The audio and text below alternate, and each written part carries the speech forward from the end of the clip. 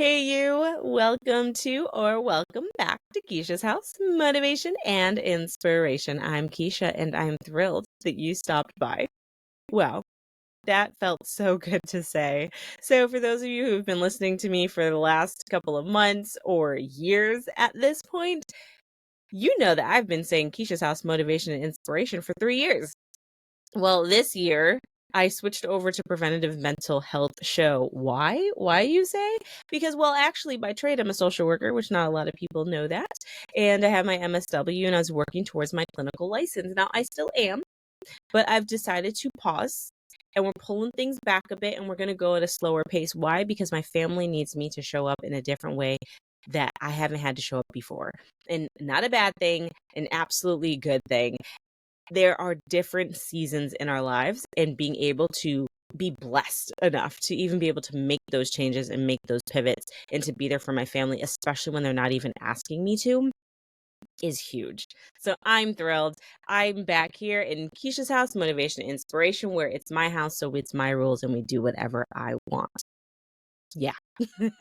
All right. So originally, with Keisha's House, we started off and we're going back to the beginning. Well, we would talk about what happened last week, whatever quote we had. We would dive into this week. We'll grade the week. We'll talk about a book that I'm listening to or reading. And then I leave with a new quote for this week and a new challenge for the week ahead because it's a Monday morning and who does not need motivation and inspiration to start off their week. Now, regardless of what day you're listening to this, we all need motivation and inspiration because some days we just don't feel like it. And that is totally okay. So if we're going to dive right in to last week, really meaning 3 weeks ago, I mean, you can go back 1 week, but if you want to go back 3 weeks with me, just feel free, come along. It's totally fine. So 3 weeks ago, I talked about automatic thoughts, and automatic thoughts are anything that just kind of pop into your mind. And normally you can identify an automatic thought because they are negative and they're untrue.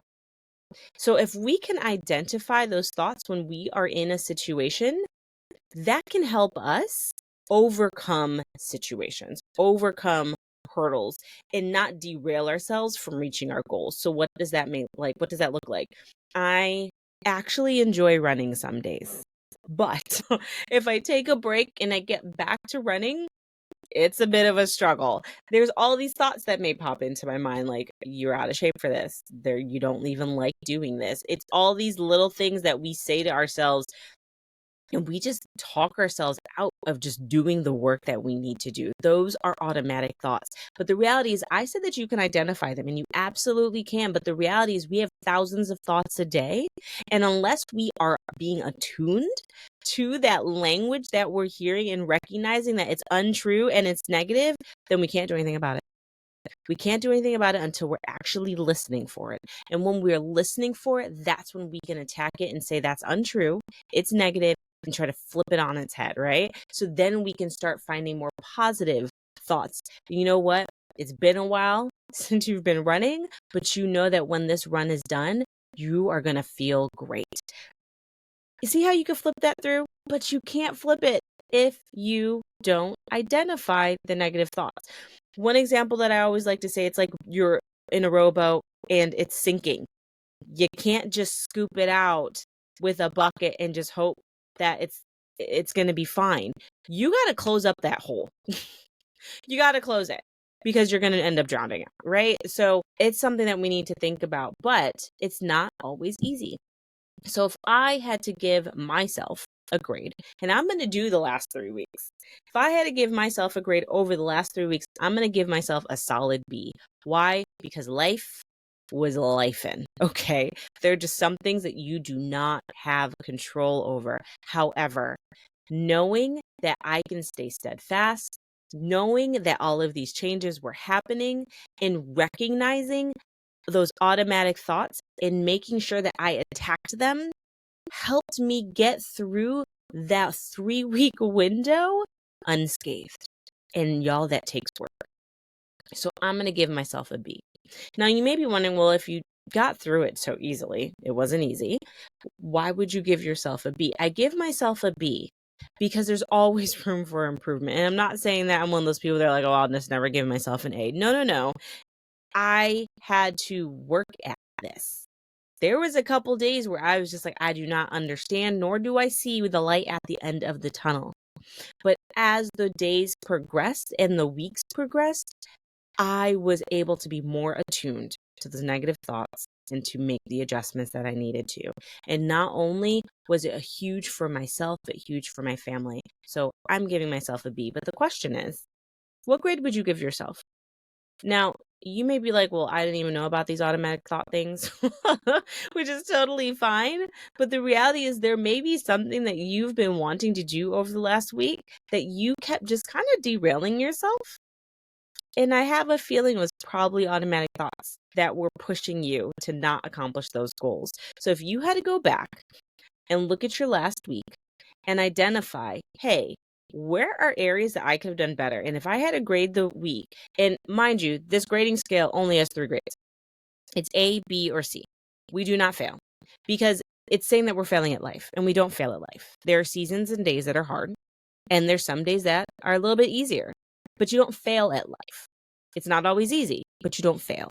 So you get an A, B, or a C. It's totally your grading scale, and it's your grade that you don't have to share with anybody. Or if you do want to share it, feel free to leave your grade in the comment for this week. And you can say why, or you don't have to say why. Just, do what you want to do. But at least take some time to seriously reflect upon your week and say, where are some areas that I could do better in? I don't think we always ask ourselves that. In fact, I know we don't. Because when I stopped doing it here on Keisha's house, I stopped grading myself. And I missed it.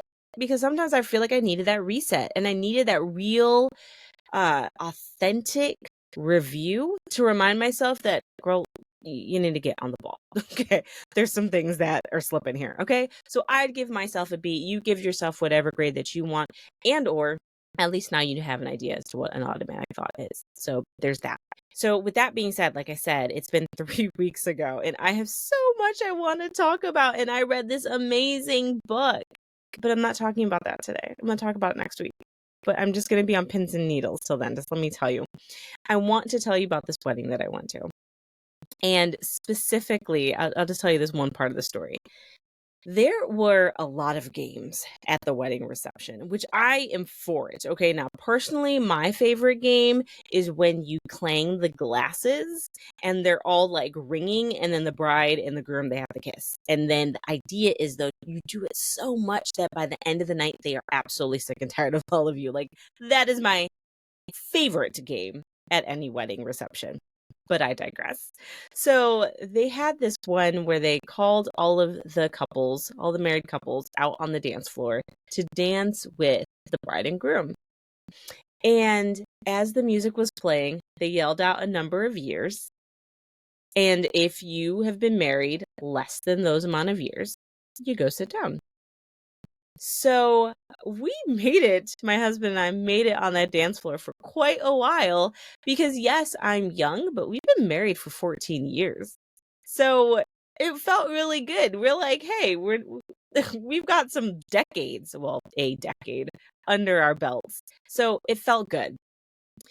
And as we went back to sit down, we watched all these couples still out there on the dance floor. And I think the highest couple was like 40 years or 50 years, something around that. And I got to thinking about my parents, and they've been married for like 60 some odd years or something close to that. And I'm just like, this is a lot of time. It's just a lot of time being married to somebody. And it's also about just that collaboration and the communication. And it's also about knowing when you got to step up and when you are needed in ways that you may not always have been needed in the past.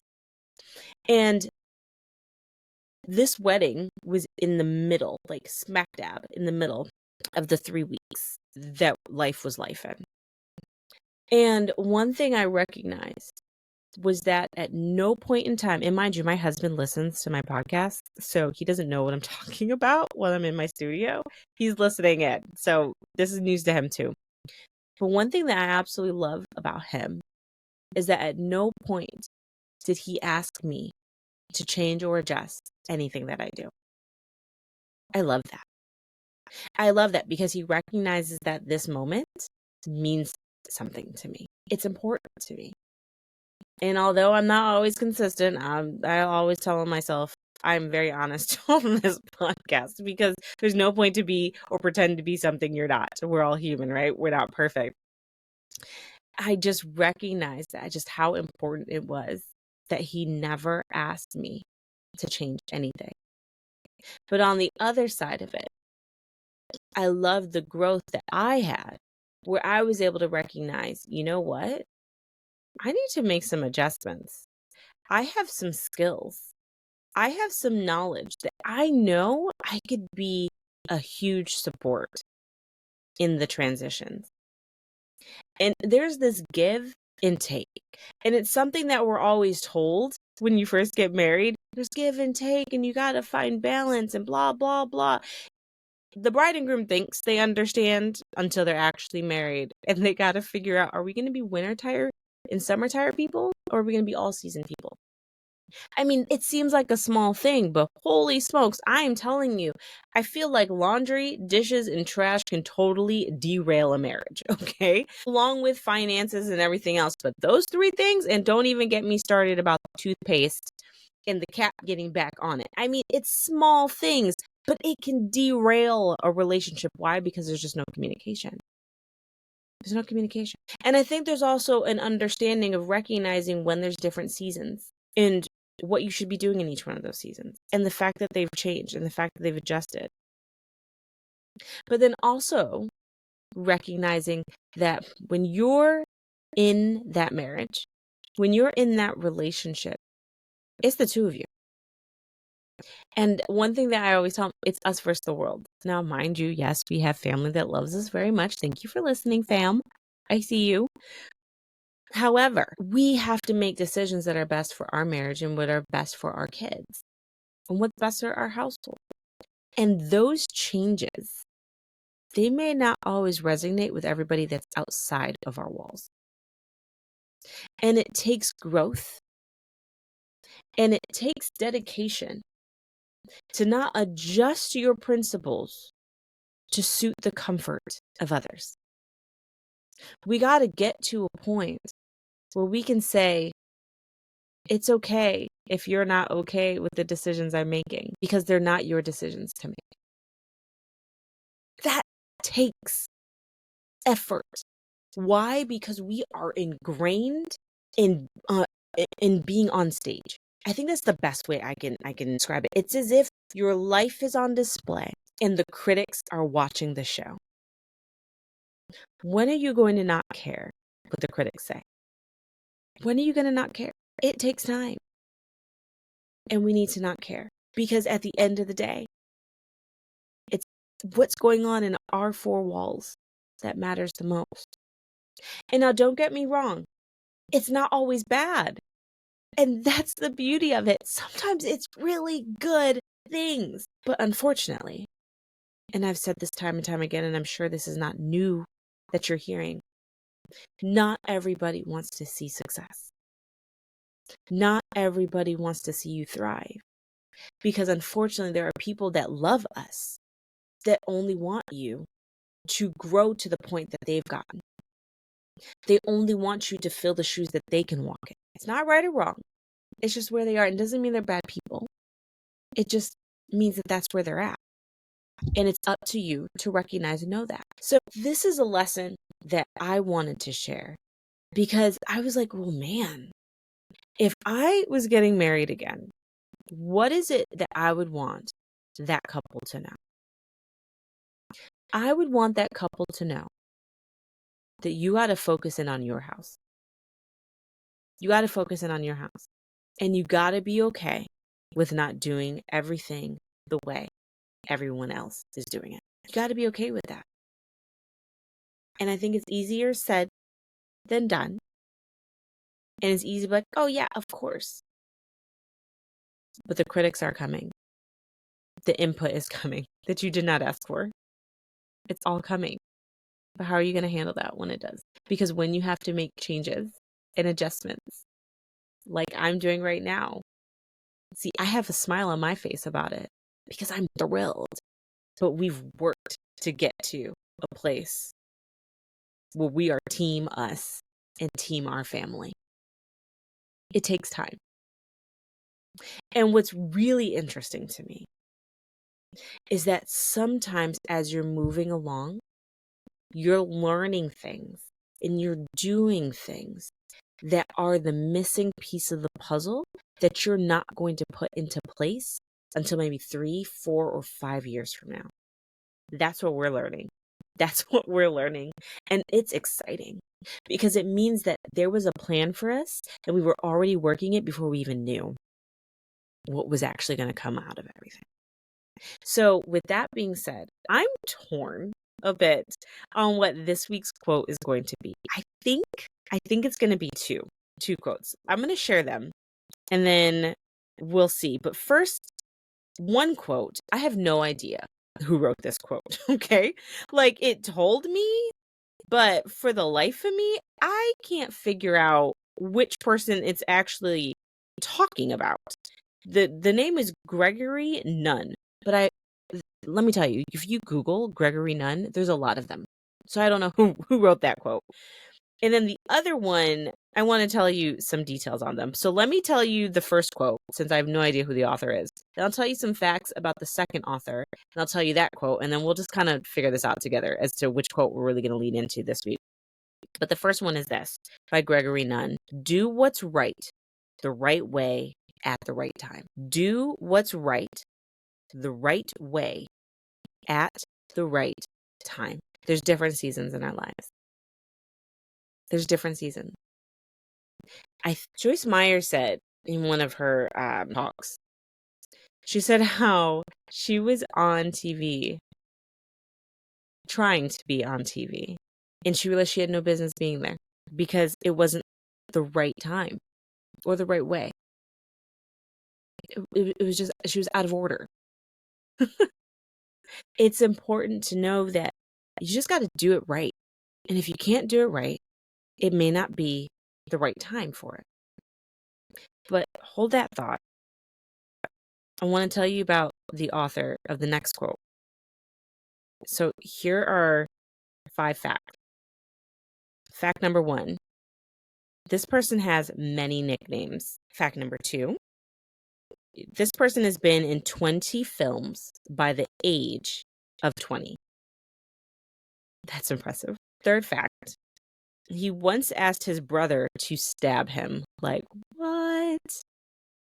Fact 4, he has inspired many video game characters. Do you have an idea yet? I feel like this next one's totally going to give it away. Number 5, fact 5, he was the one person Chuck Norris couldn't beat in a fight. Did you guess? It's Bruce Lee. So Bruce Lee said the following: a goal is not always meant to be reached. It often serves simply as something to aim at. A goal is not always meant to be reached. It often serves simply as something to aim at. For the last 3 years, I've gotten a lot out of being here at the mic and sharing. I've grown a lot. I've learned a lot. I've said a lot. But what I've learned the most is all the behind the scenes things, like the recordings and getting a new microphone, because the last recording was horrible. So I got a new microphone. Sound quality is so much better. I learned about lighting. I learned about social media, all these things. And now I'm in a season where I need all of that knowledge. And if I wasn't doing what I was doing for the last 3 years, I wouldn't even know where to start. And to be able to take all of the lessons I've learned, the good, the bad, the ugly, and to then now step into a place where I can support my best friend, my husband, with his focus and his endeavor, is huge. It's huge. So what does that mean? That means that you may have a goal that you are wanting or thinking you're wanting, but it may just be something to aim at because you're going to land somewhere else that you may not even know is in your future. You may land somewhere else and not even realize that everything that you were doing was preparing you for something greater. The question is, Are you going to be ready to understand when to let the goal go? That's hard. Because all the critics that are watching the show, we start going back to those automatic thoughts, wondering what is it everyone's going to say? Am I a failure? Am I losing? No, you're pivoting and you're doing what's right in the season that you need to do it. That takes a lot. It takes a lot. It takes growth. It takes strength. It takes courage. It takes know-how.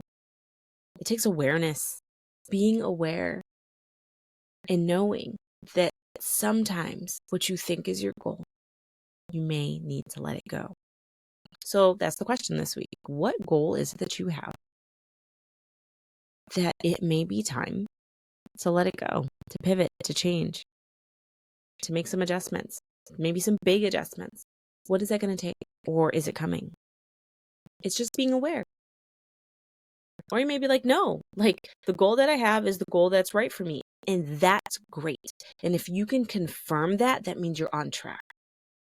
And if you're on the fence, that means you might need to take some reflection on it because you may not be heading in the direction that you need to go. And or you may be learning all the lessons that you need to learn, but there may be something greater for you around the corner. You just have to be willing to be open to it. So that is the challenge for this week.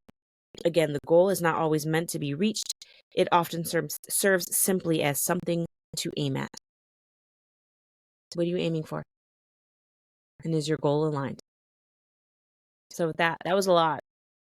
And honestly, I can't wait to tell you what I learned next week in the book that I read, but we'll wait for next week on that. Till next time, thanks for listening in. I hope you have an amazing week. Keisha signing off. And remember, you're worthy of the life that you want to live. Bye.